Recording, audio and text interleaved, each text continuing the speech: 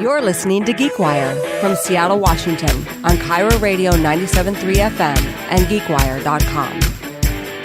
Hey, everybody. How are you doing out there? I'm Andru Edwards. And I'm Todd Bishop. And we're back. That's right. We're back. We're getting lit. Another week talking about the latest in tech and gadgetry. Maybe that should be the name of this Getting segment. lit. Getting lit. Maybe not the impression we want to. You probably can't land a sponsor for getting lit. Well, you can. Michelob. Yeah, exactly. One of the marijuana shops down here in Fremont. Right. There's plenty of them now. There we go. There's plenty of them now here in Seattle. So, yeah, we're going to be talking about some more, as we do every week, gadgets, mix some games in there, consumer electronics, and we'd love to hear from you. If you're watching on a live stream, feel free to comment. And if you're not watching on a live stream, thanks for joining in anyway. So it's been the holiday season. Black Friday, Cyber Monday, Thanksgiving. Right. What was the best Cyber Monday, Black Friday deal that you found out there, Andrew? Man, there were so many. So a lot of the deals, unfortunately for a guy like me, a lot of the deals, they don't really apply because I already have these things. So like Amazon had the Echo Dot for like $29. $39. $39. But if you order it through the Echo, you get your extra $10 off. That's right. So that's $29, which is crazy. And then they had the Fire Stick for $29. So it's like all these things. I'm like, oh, these are great deals, but I have it already. I got to tell you, the Fire Stick, I am not as version impressed 2? With. I version have 2? version 1. Okay. I have version 1. I struggle with that thing. I can't get Sling TV to load. I can't get. So is the advice to upgrade to version 2 of the Fire Stick? If you're looking for a deal on a street, like I would only buy it to put in my bags so that when I travel, I could like have it in a hotel room. It's not something I'd ever use at home though. Gotcha. Like at home, I'd use an Apple TV or a full Fire TV or something that's more substantial. But anyone looking to save a buck, yeah. Yeah. Well, Amazon devices were some of their biggest sellers. Yes. They had a huge weekend. And it's been interesting to see the Echo just take off like it has. I did not expect it. The Echo to me seemed like it was kind of a, something that they did because, they didn't have to do the phone anymore after the Fire phone flopped. Right. So they got to put Alexa in something. So let's do it in a speaker. But then it just took off. It took off. And Google Home. So Google Home just came out maybe 3 weeks ago, $129. That was down to $99 for Black Friday. So Google obviously wants to, be a part of that whole conversation as well. I don't know. It's very interesting. Like I've had an Echo since it launched, and I always forget it's there. And then the only time I use it is when I notice it's there, and then I just have to like think of something to ask it, like some trivia question. Have you ever used your voice purely to buy something through your Echo? Yes. And what was the experience like? Did you like it? It was easy. The only thing I've ever bought through the Echo was the Echo Dot. Right. Because the only way you can get the Echo, the first gen Echo Dot, was through an Alexa-enabled device, which was the Echo and a Fire TV. And so I just said, there's no Alexa in here, right? Okay. Hey, Alexa, buy an Echo Dot. Yeah. And it was like, okay, we're ordering it. Well, it's interesting because Amazon has been making the push for voice-enabled ordering, and they actually had sort of a little mini holiday voice shopping weekend this time around where they had exclusive deals for holiday shoppers just for people who use the voice. But the other interesting phenomenon that happened over the Black Friday, Cyber Monday weekend was just the sheer volume of mobile orders. They had more than $1 billion in U.S. retail sales from the phone. From your phone and tablet on Black Friday, right, and also on Cyber Monday. So it's become this phenomenon. Did they share the information of desktop versus? So this was stats from Adobe. Okay, Adobe tracks it through their retail marketing software. So this wasn't Amazon specifically; it was U.S. retail sales broadly. And they essentially say that more people visit retail websites on their mobile phones.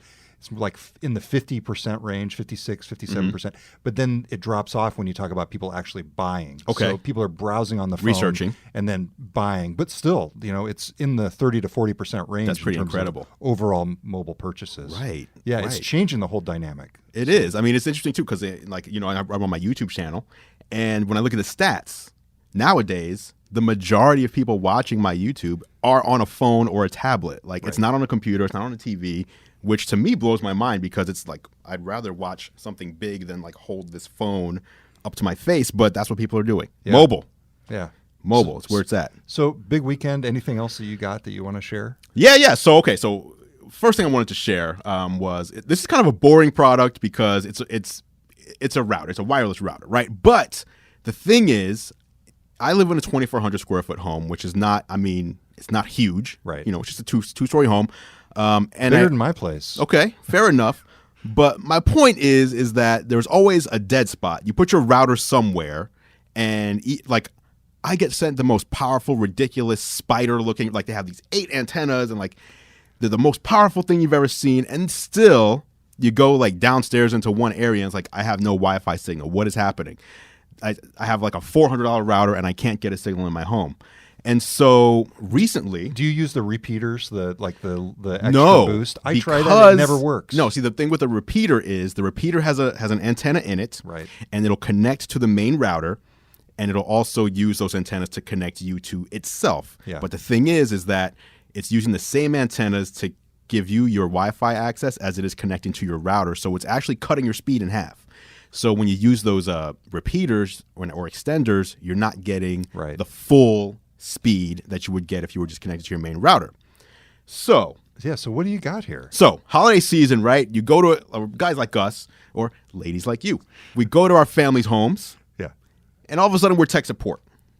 They have questions. We got to fix computers. The Wi-Fi's not working. This right here is the Netgear Orbi. Now Netgear makes routers. They make all sorts of routers. The Nighthawk is like their flagship. But the Nighthawk didn't do what this can do. What this is it's part of this trend now. Google has Google Wi-Fi coming. I don't know if you've seen that. Yes. So, and then there's also this thing called the Eero. Yes. And they're Wi-Fi systems. They're not routers. I'm trying to get it out. There we go. Yeah. They're not routers so much as they're systems because they are there's multiple access points in there. So for people who are listening on the podcast or radio show, Andrew's pulling this thing out, and it looks fighting with it. It looks like, how would you describe it? It looks like an appliance. Right. So it kind of looks like a large Google Home, right? Yeah. So there's that one. So that's the main router. You place that wherever you would place your normal router. But the key is this. So there's 2. So this is the main router. This is the satellite. So you set this up as your router. And then you place the satellite anywhere centrally in your home. All you do is plug it into the wall. You don't have to plug in Ethernet or anything. So you find a place like this is in my upstairs, plugged into my internet connection, and then this is just downstairs in the living room. And now these two together will blanket up to 4,000 square feet. So they're communicating with each other. Yes. They're not plugged into the Ethernet separately. That's right. This is connected into Ethernet. This is just standalone. But here's the difference between an extender and these. These are tri-band, so it has one B or 2.4 gigahertz network and one 5 gigahertz network, as any other major router does. But it has a third 5 gigahertz network that is only used between the two of them to communicate. So it's not piggybacking off of your own, the signal that you would use to connect to the internet. It has its own third tri-band signal. So it has a nice strong signal between the two. These two give you up to 4,000 square feet of Wi-Fi, which is crazy. That's a big house. But you can also buy more satellites. You can add up to 2 more. So you can have 8,000 square feet of Wi-Fi. And the only thing you need to do when you buy one is plug it into the wall and press this button that says sync. Just press it, and that's it. You're done. You don't have to worry about messing with interfaces and setting up all sorts of different rules. It's the best thing that has happened to me as far as Wi-Fi goes. It's almost like the Sonos philosophy where you just add things on. Right, exactly. Yeah, that's great. So that's the Netgear Orbi router. I'm showing it at $400? $400. Yep. Yes. But again, I mean, I know it's expensive, but I can go anywhere in my home. I can go into the back. I can go out front, and I have signal. It's like... do you know how... You must... I mean, it's just... trust me, I know. I'm in a 3-story... small townhome. Okay. So my problem is not, horizontal, it's vertical. Right. Which actually can be even tougher because you've got things in between, not just, floors and walls and all that stuff. So no, I feel it. So this might even do it for you as well. But this is a big pain and frustration for a lot of people, Wi-Fi. And so I'm glad to see these multi-router systems coming out. Orbi has done a great job for me. Eero was not so good in my opinion. Interesting. Which is more expensive. It's $500. Yeah, it's more expensive. But they just released their Eero 2.0, which is a new software, totally rewritten Wi-Fi mesh system. So I haven't tried that yet. And then obviously Google's coming out with Google Wi-Fi sometime in the next couple of weeks. So that space is heating up, and I'm glad to see it though, because you can't just rely in this day and age, all this streaming we're doing, high definition and everything, to just have a router buried in a closet somewhere and expect to get, blanketed in Wi-Fi. So I highly recommend that for both you and anyone whose Wi-Fi you need to manage in your family. Very cool. Yes. Good.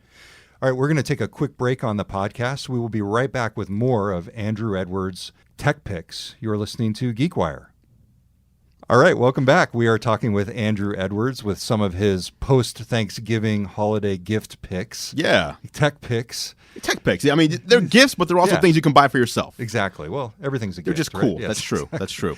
Okay, so we just were looking at the Orbi. You're right. From Netgear, which is a great wireless router system, essentially. Right, and you basically just solve any Wi-Fi woes that you've ever had. Yeah, it's fantastic. So you've also got your Xbox One S here. Yes, with some of your favorite games. This is my Xbox One S. I have my games loaded on it, and basically you said you wanted to talk about some games today. Yeah, so absolutely. There were some big Black Friday deals on TVs. Yes. So 4K TVs for the first time. I mean, they were as low as like $200 for 4K resolution That's TV. Insane. Which is great because just a couple of years ago, these were like $2,000, $3,000. Now, what about the old philosophy that you should never buy a TV on Black Friday? I usually agree with that, but this year in particular, so the thing is you have to know what you're looking for because some manufacturers will release TVs specifically for Black Friday. So you think you're getting a deal on a TV that's more expensive, but you don't realize this TV like just came out and will never be made again. It's just been made for Black Friday to be cheap.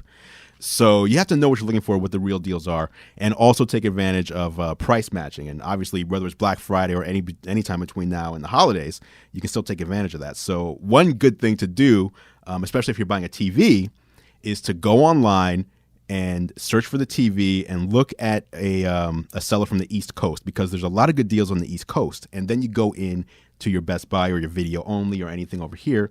Well, I guess I'm talking to people here in Seattle. Right. But I know there might be, if you're in New York, sorry, this won't apply to you and you have to pay sales tax over there. But I was able to go in here and say, hey, here's the price on the East Coast. They do not charge sales tax. They do not charge shipping.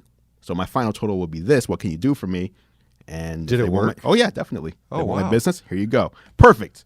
So, even the Black Friday price. So there was a TV that was $5,000, $24.99 on Black Friday that I could get for $18.75. Wow. Okay, so you got to do a little bit of negotiation. Yeah. So, and it's not even, it's an easy negotiation because they have a price match policy. Gotcha. So if you say we match prices, then you just have to bring them a good price that they can match. That's it.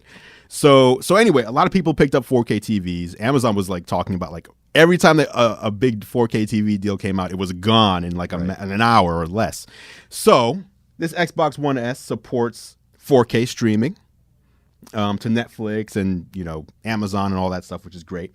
But it also supports HDR. HDR, high dynamic range. It basically supports brighter whites, blacker blacks, and a 30% higher dynamic range for color. So It's just beautiful. It makes things look way more realistic. And I've been playing a lot of Gears of War 4. One of the top games of the holiday season. Right, one of the top games of the holiday season, and it supports the HDR feature. So not every game supports it. It has to be built into the game. Yeah, so there's Gears of War 4. There's also Forza Horizon 3, another game that does HDR. So Forza, I kind of feel like I've played the driving games. Have they really gotten that much better? Yeah, so there's Forza Motorsport, right, and there's Forza Horizon. Oh. And so Forza Motorsport is the one where you're basically racing around the track, trying to, come in first, second, third, fourth place. Forza Horizon is like an off-roading. So you're going through the latest one, Forza Horizon 3, you're going through the environments of Australia. And so you're driving on a beach and you're in the sand and then you're in the forest and the visuals, it's actually crazy because the visuals are so good that I find myself not looking at my car. I'm looking at the environments and just crashing everywhere because it looks so amazing. They did such a great job. And with the HDR, it really just stands out. But I'm a videophile, so that might just be me. But if you're looking for new games for the Xbox One specifically, those are two. They're exclusive to the Xbox One. Okay. Now check this out. This is my own controller. This is Xbox Design Studios. Check that out. Yeah, it says Drew So Icy. That is my gamer tag. So what is it? So this is it's an orange Xbox One controller. No, what I made that though. So you go to Xbox Design Studios through the Microsoft Store online, and you actually can design every single aspect of the controller. What color you want these buttons to be, your face buttons, the back, everything. You design your own controller. It's a cool gift for a gamer because you can make something that no one else has. Right. And you don't have to put the gamer tag on there, but it's just another way to personalize it even more. Definitely no one has this. So someday when we have more time, I'll tell you the story behind my gamer tag. Oh. Some other time. That'll okay, be a fine. tease for a future show. What is it? Can you at least tell me what it is? Nathaniel York. Okay, I definitely want to know. All right. Now, okay, here's the trick. Here's the trick I was talking about earlier. Yes. So I was talking to you about this before we started. So let me show you what I have here. I store all my games. So even though there's 2 terabytes of storage inside this Xbox One S, I store all my games on this. So that looks like an external hard drive? That's exactly what this is. But I built this myself, and let me show you what it consists of. So I have an SSD. Yep. This is a Western Digital Blue. This is a 500 gigabyte SSD. But I think in here I have a 960 from SanDisk. But it doesn't matter. So a solid state drive. You need flash a solid storage. state drive that's a minimum of 256 gigabytes because that's what's required by the Xbox One for storing games. So anything that's 256 or higher, you can use. And then you get yourself an external enclosure. These are super cheap. These are like $15. And what this is something that you put the SSD inside of, and that turns it into an external drive. So I'm going to open this up. So why not just get a regular old external drive? You can, but the thing is an external drive, hard disk drive is going to be slower. And this has one of those inside of it already. So what we're trying to do is make this fast. So you want to load your games faster. You want to, make your downloads faster. It's really anything that requires that spinning platter to go and read. This will do it much faster. So this is what it takes. There's the SSD. That's what it is. Just a little card-shaped drive. Yep. And then this About is the the size of a enclosure. deck of cards here. Right. Not even. Look at that. Yeah. I mean, not as tall as one. Right. And then this is the enclosure. So I'm going to have you do it. So Okay. So imagine you took them out of the box. Yep. Those are the 2 things you're left with. You're going to. Could I do it? Can you do it? Can you do it? You want to greatly increase the speed of your Xbox. Oh my God! I think I just did it. There it is. Did it the other way around. This is kind of like You're when almost I played Excite Bike. You got to slide on air last time. You got to slide it. Oh, you got to slide it. It's a slide. Okay, here, help me out here, Andrew. All right, let me see. There There it is. Okay, right. so now you've got an external USB 3.0 SSD. So now all you need to do is plug in the USB cable here, and then the Xbox One has a USB right there. Plug that in, and now it turns on, and that's it. So now you tell it to store your games here. Any game you're actively playing, you want to store it here. So how much total to do this? Do you remember how much it cost you? Price-wise? Yeah. You can do it definitely around $75, probably less, because I did this about a year ago when SSD prices have also been dropping substantially. You get a SSD drive, an enclosure, $75. So how much faster does this make your gameplay? Wait a minute. So the reason I got it... For the load time. Right. The reason I got it was because Fallout 4 came out. Fallout is one of my favorite game series of all time. And as you progress through the game, loading the next scene just takes longer and longer. And it got to the point where it was taking about 40 seconds to load if I opened a door or something like that. I was like, this is insane. So I did this, and it reduced it by over half. Whoa. So down to 15 seconds. And so it made it much more tolerable. And so once I saw that, it was like, any game I'm playing, I'm putting on here. So what I do actually is I have mass storage because this has 2 terabytes. Any game I'm not actively playing at the moment, I'll store it here. And then anything I'm playing right now that I want to, I'm playing every day or whatever, it goes on the SSD, and it just saves me a lot of time. And so, that's the one thing gamers care about is load times can be despicable, and you just want to get in and get out. You don't want to waste time. Can I confess something? Yeah, please. At work, we have an Xbox One, an original one. Okay, this is work. Here. At GeekWire. Here, yes. Okay. At home, I still have an Xbox 360S. What's happening? What happened? What are you doing? Wow. Do you even play it, though? I do. It gets used a lot for Netflix. It's a lot more reliable for Netflix than the Fire TV stick. I'm sure it is. Yeah. I'm sure it is. I'm not a hardcore gamer. Okay. And frankly, a lot of the games that my daughter likes are on the Xbox 360, including Connect Party, which is the greatest That's a kids good game of all time. Right. Because you turn it on and you leave the room. Right. And a lot of those Connect games are like that, though. Yeah. A lot of those Connect games are just hey, stand up and get some exercise out. And anyway, is it time for me to upgrade? I think so. The Xbox One S especially, it depends. So you have the Xbox One S, which is a good deal. And again, not just Black Friday, but between now and the end of the year, it's $50 off all these Xboxes. And this is something that's new. This has only been out a couple months. So you can get a really good deal on what is actually the best and cheapest 4K Blu-ray player. So even if you don't care about the games, you have the 4K streaming, 4K Blu-ray, but do you have a 4K TV at home? No. You could have got one for like $200 the other day. Apparently. I don't know what you're doing. High dynamic range. Right, exactly.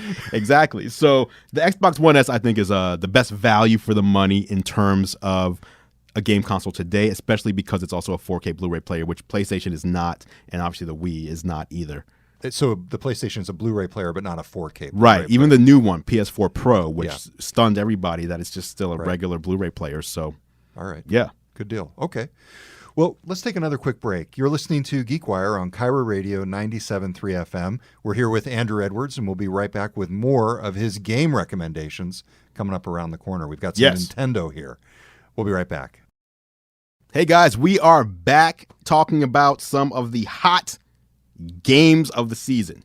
Andru Edwards here. And Todd Bishop. All right, so listen, we got some Nintendo here. Yeah, so this is sort of an antidote to the hardcore games of the Xbox One here. Now, no, this is not Gears of War. No. Now, the first thing is these are all mobile games, which I realized very quickly is like Nintendo just doesn't seem to have anything happening on their home consoles anymore.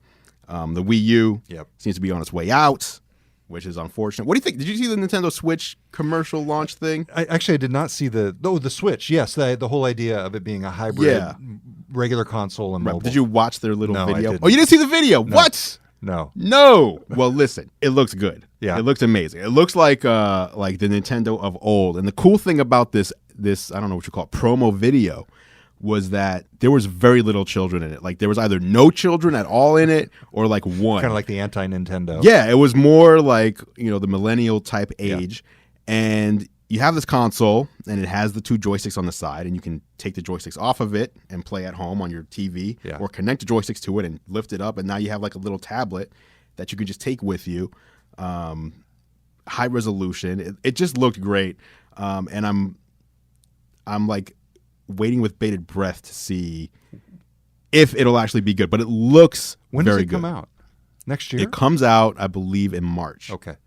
And what's interesting about that is that we're here at the end of November. It's about to be early December.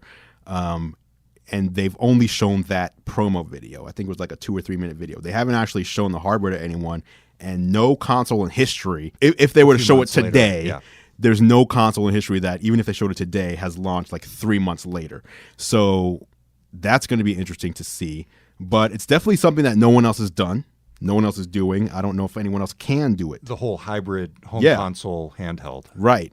And it also leads me to wonder where they're going with the Nintendo 3DS. Is this going to like be the replacement for both? The 3DS and the Wii U? Mm-hmm. Yeah. Or is it it's just its own thing and they're still going to continue? I don't know, but I'm definitely very interested to see where they're going. And what surprised me most was a lot of the third-party developers who jumped off of Nintendo and the Wii U have been saying recently they're definitely supporting the Switch and they're excited about it. So maybe Nintendo's about to make that comeback on the home console. But in the meantime, we've got this. These are some Nintendo 3DS games. These are new, either not out yet or just about to come out. Okay. Or wait, either not out yet or have come out. You shrink wrap on these. Have you not been playing them yet? Well, yeah, exactly. I just got these. Nintendo sent them over. So first these are Pokemon Sun and Moon. Okay. So Pokemon, obviously a huge franchise. Yep. They always release them in pairs like this. So there's exclusive Pokemon to each one, even though they're essentially the same game. No reason to buy both, but that's just what they do. I don't really know why. You into Pokemon at all? A little bit. Not into Pokemon Go at all. Why not? I just never got into it. That's a phenomenon. I was too busy playing my Xbox 360. Oh man. Wow. Pokemon Go. I mean, I assume though you saw everybody outside walking around like playing it, right? Like yes, did you actually witness it? Of course, I'm aware of the phenomenon. Okay. Yes. No, but I mean like around you, like when you're outside, people are, what are they doing? Absolutely. I went to the Bellevue Downtown Park and it was ridiculous. Like someone would be at one end and just yell a name of a Pokemon and a whole stampede would run. Yes. It was crazy. So yeah, Pokemon, I mean, I was playing Pokemon 20 years ago and it's still huge. Yep. At my age, I like playing the game, but I don't know like the whole, I don't watch the series and like follow the backstory or anything like that. Right. But it's a cool game. Speaking of cool games though, this one, have you played Super Mario Maker? Yes, I've played a little bit of it. I played it some at PAX like a year ago. Yes. So last year they released it for the Wii U. Yep. And now they're releasing it for the 3DS. Gotcha. And so it's the same thing you had on the Wii U plus more. Yeah. In fact, I remember the final round, I think, of the Omegathon at PAX last year was a special Super Mario 3DS or Super Mario Maker round. So so someone at PAX created the level. I think and somebody at it? Nintendo created. Oh the wow, level. that's cool. Crazy? Yeah. Miyamoto. Yeah, I don't know. I probably amazing. Not. Probably somebody in Redmond. Probably. That's cool. But yeah, so if you're unaware, this game lets you make your own Super Mario courses. So you can edit the courses, you can create them, you can add any enemies you want, put the pipes anywhere, the bricks, the power-ups, and then you can play through them, you can share them, you can download the stages that others have made, and you can do it for the original NES style, the Super Mario World style. So basically the first 4 Mario games, those visual styles you can use with this. So it's very cool. Kids are probably going to love that one. It'll probably be a big seller. It's holiday season. Nice. But if you like Mario, get it for yourself. And wait, what's this? Now this is not new. This is actually, this has been on the 3DS for a few years, but this was originally released on a Nintendo 64 back when I was roughly 15 years old. So Legend of Zelda Ocarina of Time. Legend of Zelda Ocarina of Time 3D. And this is my favorite game of all time. Back when I played on the Nintendo 64, I had never experienced something like this. I don't even know how it holds up nowadays. But if you're looking for a bit of nostalgia and one of the best gaming experiences you can get, this is on the Nintendo Select series. Yep. So basically, once a game sells, I think it's either 1 million or 100,000, I forget which, they drop the price to $20 and they add it to their Nintendo Selects. So you can get this for $20. You'll get one of the best games ever made in the history of gaming in Ocarina of Time 3D. Nice. Yes. That's a good advice. Yeah, somebody out definitely. there looking for a good deal for the holiday. Yeah. Right. What's your favorite game of all time? Don't say Excite Bike. Gosh, my favorite game of all time. You know, it's got to be Halo 2. Really? Is that wow? Yeah, that's a great game. No, for me, Halo 2 was what locked in the power and demonstrated the potential of multiplayer online gaming. Okay. Just that whole idea of getting in and making it a social experience on a console. That to me was the big eye opener about video games are not what they were for me as a kid. Sure. Well, they are in some ways, but my buddy at that point was sitting, across the table from me, in the living room with me, and now it doesn't matter. She could be somewhere else, around the world, and so that's why I loved Halo 2. That was actually, I agree with you. That was really groundbreaking and amazing.